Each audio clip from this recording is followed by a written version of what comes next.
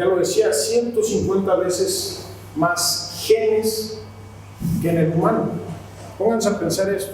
Nosotros estamos hoy en día muy felices usando carbohidrasas, gilanasas, mananasas, fitasas. ¿Por qué? Porque nosotros los mamíferos somos muy malos produciendo carbohidrasas. Un humano puede llegar a tiene en su genoma 15 diferentes carbohidrasas. El genoma de un humano intestinal tiene más de 7.500 carbohidrasas. Por eso nuestra panza digiere lo que sea. Hasta piedras podemos digerir. Entonces el contenido intestinal tiene una cantidad de genes bien interesantes que van a depender de quién.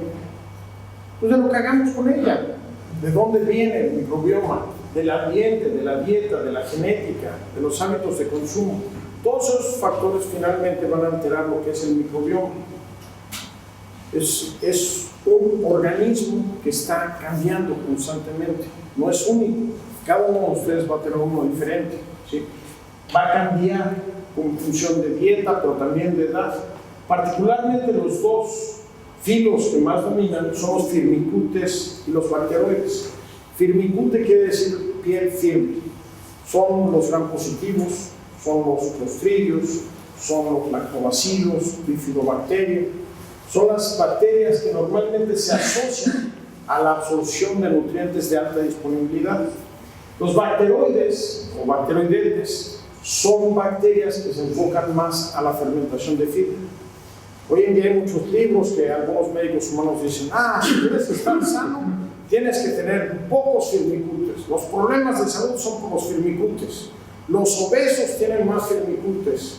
Y todo el mundo dice que los firmicutes son malos porque son los que aumentan cuando consumes azúcares de alta disponibilidad. Es una estupidez.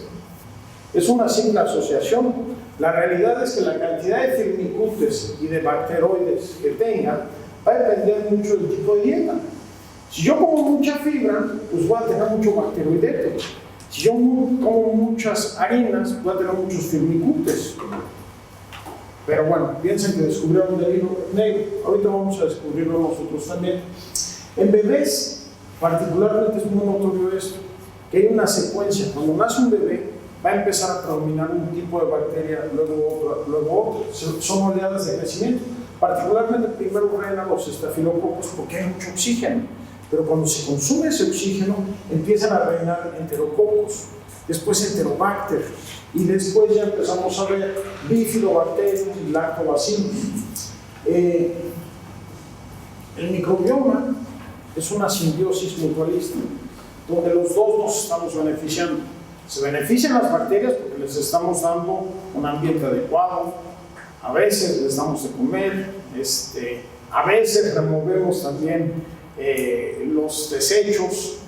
Yo a veces, porque bueno, algunos que sufren de estreñimiento saben a lo que me refiero, pero normalmente estamos hablando de un sistema metabólico que le estamos proveyendo. ¿Qué nos dan ellos a cambio? ¿Qué nos dan las bacterias?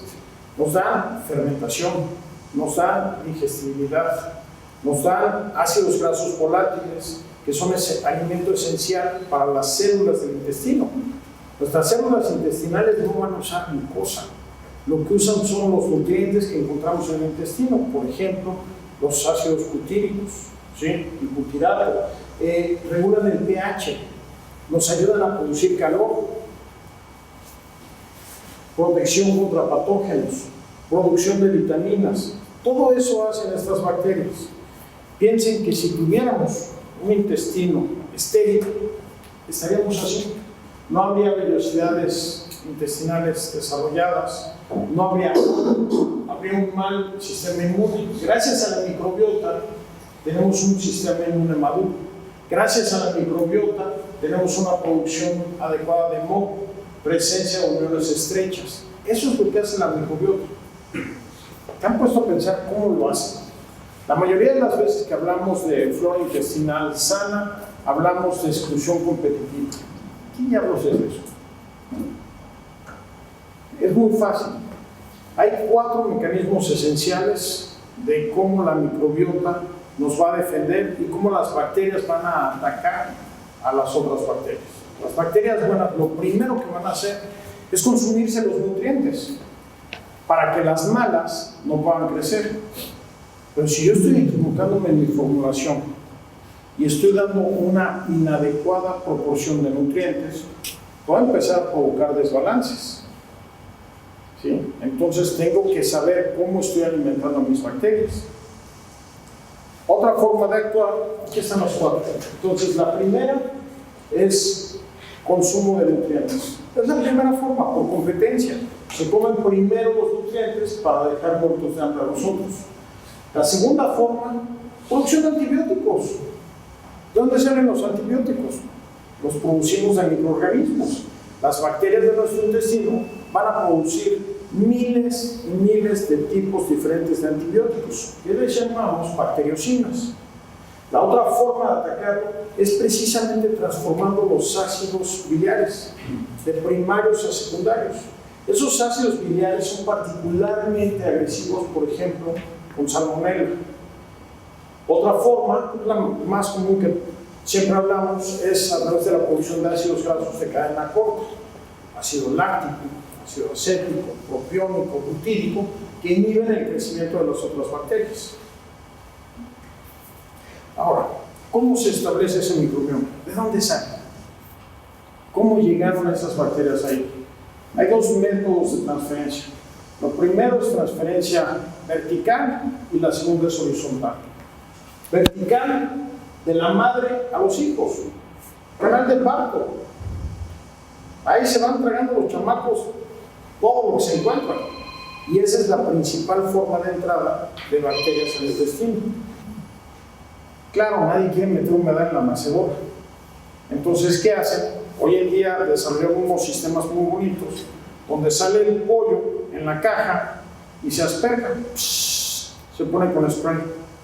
Y entonces el pollo empieza a adquirir las primeras bacterias que debe de consumir.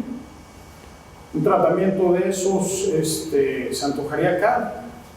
Más o menos, para que se den una idea, cuesta asperjar uno de esos pollos con eso, algo así como 0.0001 centavo de dólar. Es tremendamente barato. Imagínense qué interesante que desde antes de que el pollo llegue a la granja, yo como empresa productora de pollo voy a asegurarme, me voy a poner un seguro de protección para que en lugar de que lo primero que entre en el pollo sea un Clostridium, ¿qué tal que sean unos lactobacilos? ¿Y qué tal que cuando llegue a la granja le pueda dar un probiótico en el agua?